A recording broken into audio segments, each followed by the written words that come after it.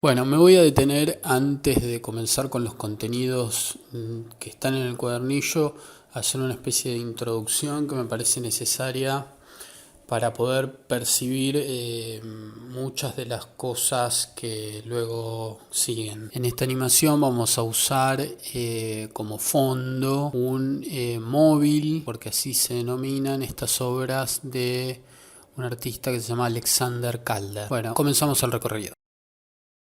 Creo necesario comenzar por mencionar a Ferdinand de Saussure, que nace en 1857, fallece en 1913, es un teórico suizo, de origen suizo. A partir de la obra, de los desarrollos de sus clases, se publica de manera póstuma en 1916 una obra que da origen, digamos, a la lingüística, lo que denominamos lingüística, que se llama Curso de Lingüística General. Una de las cosas importantes que figuran en el campo de las definiciones que hace Saussure tiene que ver con la división entre lengua y habla. ¿Sí? El lenguaje está compuesto por la lengua y por el habla, dice Saussure.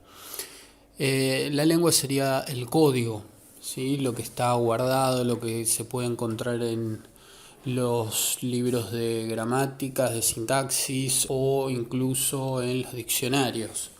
Pero por el otro lado tenemos el habla, que es la puesta en marcha de la lengua, es cuando el código se pone en ejercicio. Los hablantes lo toman y lo ponen a trabajar de alguna manera. Y obviamente, como se podría percibir, hay siempre una distancia entre lo que es el uso del código y el código mismo. Es decir, el código vive a partir del uso y a partir de ese uso se modifica, ¿sí? Que es algo fundamental que vamos a hacer hincapié, énfasis. Pensemos en esta característica que tiene el lenguaje, ¿sí? Al ser usado a partir del habla, de modificarse. ¿No? Muchas veces, o sea, estábamos usando lenguaje inclusivo en algunas de las comunicaciones, como esto no lo podemos tratar en el aula, lo vamos introduciendo por acá. Lenguaje inclusivo que tiene que ver con incorporar formas de género no reconocidas por el marco de la lengua, del código, ¿sí? No hay un género que sea deliberadamente neutral, digamos, aunque sería la E para el castellano. La E está muchas veces asociado a lo masculino, como la categoría de presidente, ¿sí? Por eso la feminización de la palabra cuando es ocupada por el cargo de una mujer. Digo, pongo el ejemplo del lenguaje inclusivo porque es algo que en donde el uso y la práctica y la demanda social modifica el código. Igualmente hay muchos otros ejemplos de uso e incluso considerado mal hablado o mal utilizado, como por ejemplo la palabra imprimido o largor o anchor, o almóndiga, palabras que nos resultan horribles a los oídos, pero que son incorporadas al código y son incorporadas por la Real Academia Española, al diccionario incluso. Con lo cual, fíjense que la discusión del lenguaje inclusivo es una discusión que incluso tiene hasta más campo para legitimarse que almóndiga. Básicamente lo que dice el código es: la A está asignado a lo femenino, la O está asignado a lo masculino. Y son dos géneros los que se construyen únicamente. Entonces, la mayoría de los reconocimientos en términos generales de colectivos se hacen en nombre de lo masculino, aunque incluyan también lo femenino en ese colectivo, ¿sí? Hola a todos, parece que saludo a mujeres, a varones. Los niños, ¿sí? Como genérico, como construcción general, parece que definen únicamente a los niños varones, pero está, digamos, enviado a todo un colectivo que puede incluir también niñas. El tema es que muchas veces el lenguaje así utilizado no designa a esas personas a las que se refiere. Es decir, esas personas no se inscriben en términos de significante en el campo del lenguaje. Y ahora vamos a avanzar un poquito más. Saussure define el signo lingüístico, ¿sí? Que está compuesto, según su definición, por un concepto y una imagen acústica, o un significado y un significante.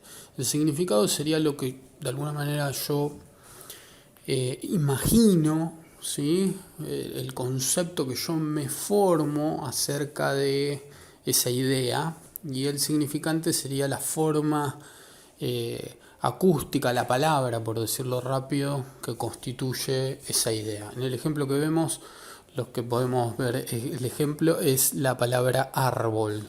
Si yo me imagino un árbol, no todos se imaginarán el mismo árbol, algunos se imaginarán el árbol de frente de su casa, no sé, alguno en particular que recuerden, pero más o menos los componentes que corresponden a ese significante árbol van a ser un tronco, una copa, ¿sí? Bueno, y el significante, que es la palabra, es común.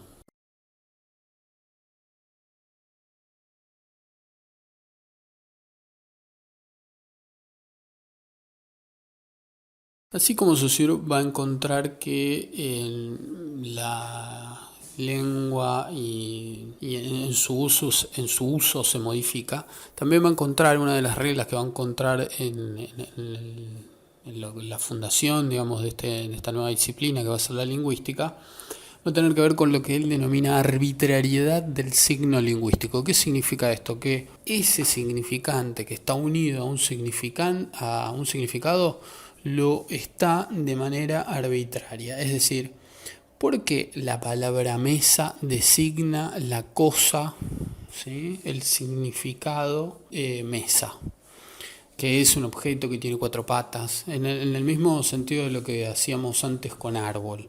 ¿Y por qué en otros idiomas es otro el tipo de significante que toma? Bueno, para Saussure es totalmente arbitrario, es decir, forma parte de convenciones históricas, sociales obviamente, de muchísima data, de muchísimo tiempo, de muchísimas influencias en esa historia, de la cual los sujetos hablantes no pueden dar cuenta, ¿sí? Y les aparece como dado ese lenguaje, pero sí hay que reconocer la calidad de arbitrario, es decir, impuesto, es decir, discrecional, es decir, caprichoso en muchos casos. ¿Y qué implica? Lo interesante de todo esto es qué implica que esos recortes de significados pueden producir en la forma de pensar de los hablantes, de las personas que usan esos conceptos y esos significantes. Si podemos reconocer que son arbitrarios, es decir, que una palabra no los designa de manera más justa, de manera más legítima, de manera más razonable que otra.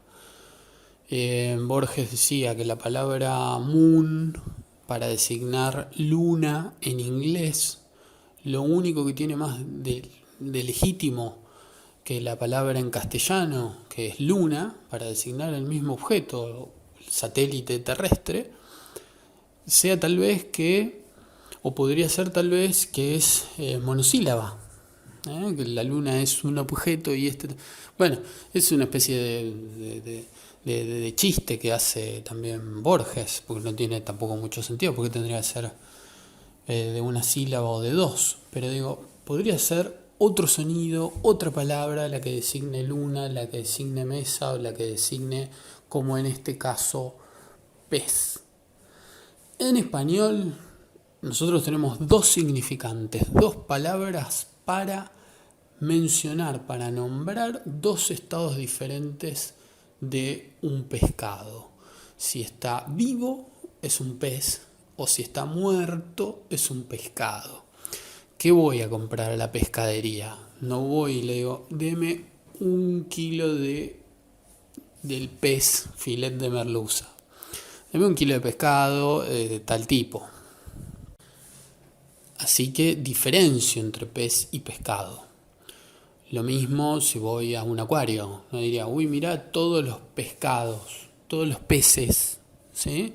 Ahora, en italiano no hay una diferenciación, no hay un corte entre un concepto y otro. Los conceptos forman parte del mismo significante que es designado con la palabra pelle.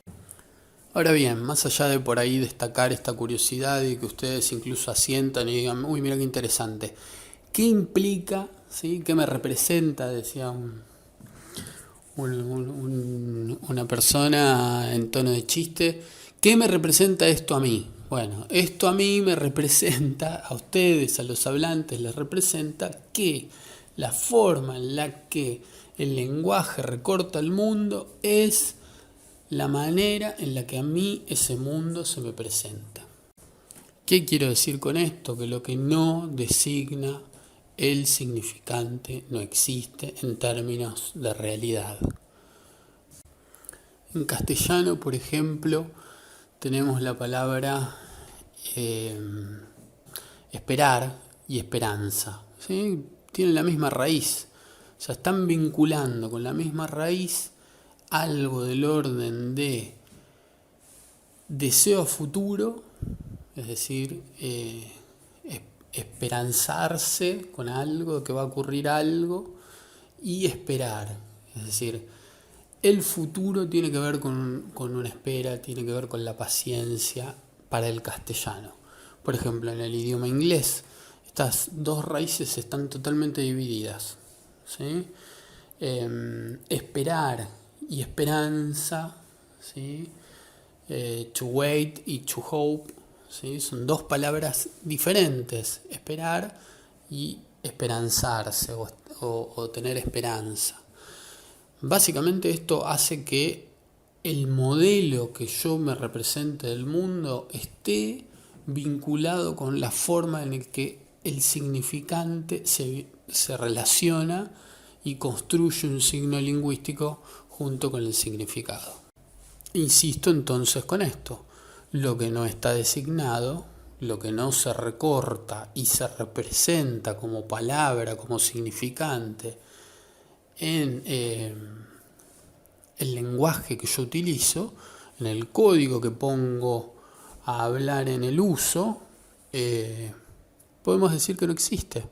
En ese sentido, el lenguaje inclusivo está operando, está irrumpiendo una nueva problemática en el campo de la lengua, una nueva situación, digamos, social que emerge para ser resuelta por los hablantes y elevar una propuesta. La propuesta es, no podemos, sin designar a uno de los integrantes genéricos de ese colectivo al que nos referimos, al que nos estamos refiriendo, referirnos efectivamente a la totalidad de ese colectivo. Es decir, si no designamos a alguien que está en ese auditorio, estamos de alguna manera incurriendo en un ninguneo, en un soslayamiento, en una forma de invalidar, decirle al otro o marcarle o reafirmarle que es o secundario o no importante.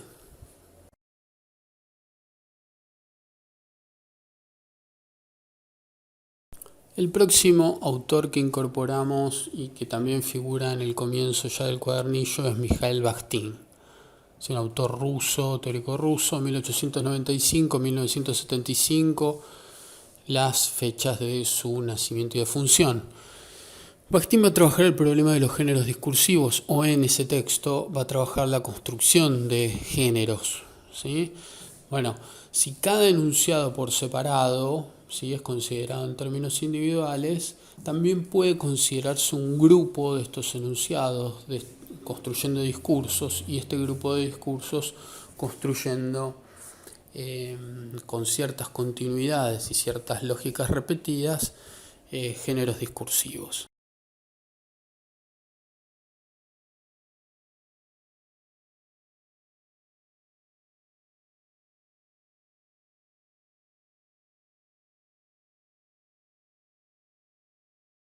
El próximo autor del cual vamos a hablar es Jean-Michel Adam, que habla del concepto de estructura predominante, ¿sí? Que nosotros vamos a trabajar para definir las unidades que atraviesan todo este material bibliográfico incluido en este cuadernillo.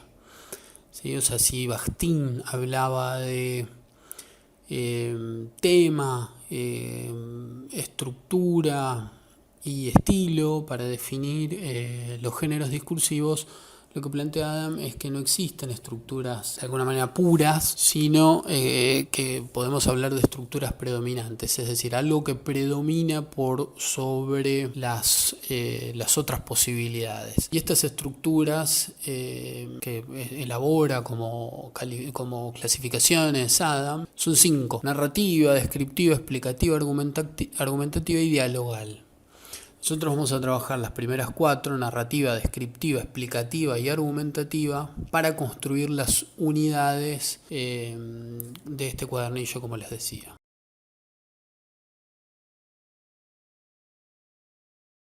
Para finalizar, el concepto de ideología también se plantea en la introducción a este cuadernillo. Como verán, es un concepto complejo, es un concepto que tiene mucha historia, es un concepto que dentro de una de las corrientes teóricas, que es el marxismo, tiene ya una importantísima historia en sí misma. Y fue abordado por otras corrientes teóricas también, no solamente las consideradas de izquierda. Ahora, lo que hay que destacar de esto es que están señalando lo que veníamos diciendo, que ya también había señalado de alguna manera Saussure, que la construcción de un modelo de representación, como lo es el lenguaje, como lo son los símbolos también, ¿sí? En términos de lo que va a inaugurar Charles Sanders Peirce, que es la semiótica, ¿sí? El estudio de los símbolos y los signos puestos o pensados de otra manera, también son un sistema de valores, ¿sí? El lenguaje es en sí un sistema de valoraciones de eso que representa. ¿Qué estamos diciendo con esto? De ninguna manera el lenguaje es neutral. No es algo que traslada un sentido de una cosa a un hablante para poder mencionar eso y solamente eso. Todos los recortes que se hacen en ese campo tienen un sentido y un valor. Dentro del marxismo, Voloshinov va a decir que el signo es la construcción o es el campo en donde se dan las luchas de clases. Más allá, digamos, de esto, de coincidir exactamente con lo que dice Voloshinov, sí, el signo va a decir Hall, va a decir también, va a decir Ernesto Laclau también algo similar. O sea, que el terreno de disputa, el lugar de disputa es la hegemonía por el signo, es decir, quién se queda con la razón de las palabras, quién recorta el mundo en uno u otro sentido a partir de las palabras. En este sentido, el concepto de ideología viene de alguna manera a establecer como un código en el cual debería leerse la cultura en relación a sus signos, por ejemplo la publicidad, como está explicado en el cuadernillo, aunque hay algunos autores que establecen, más allá de la mirada marxista, alguna complejidad respecto de esto. ¿Qué quiero decir? Para Foucault no van a ser, digamos, no va a ser una metáfora correcta esto de colocarse lentes para leer en un sentido claro, clarificador, las relaciones de fuerza en las que se equilibra el poder que determina o que construye el sentido de las cosas. Eso es algo mucho más complejo. Va a ser fruto de un montón de variables, la lucha por el sentido, ¿no? Va a estar construida a partir de una relación de fuerzas mucho más compleja que leer solamente en clave de dominados y dominadores. Pero bueno, esto se los dejo planteado solamente como para que reflexionen, se produzcan reflexiones sobre esta situación. Es algo muy preliminar y muy tal vez difícil de abordar desde el principio. Sí, lo que tenemos que tener bien en claro para comenzar a andar este contenido es que el lenguaje no es nada transparente, no designa de manera, digamos, espejada o de manera diáfana, ¿sí? Representaciones, sino que esas representaciones corresponden a un sistema de valores que se trasladan a partir del lenguaje.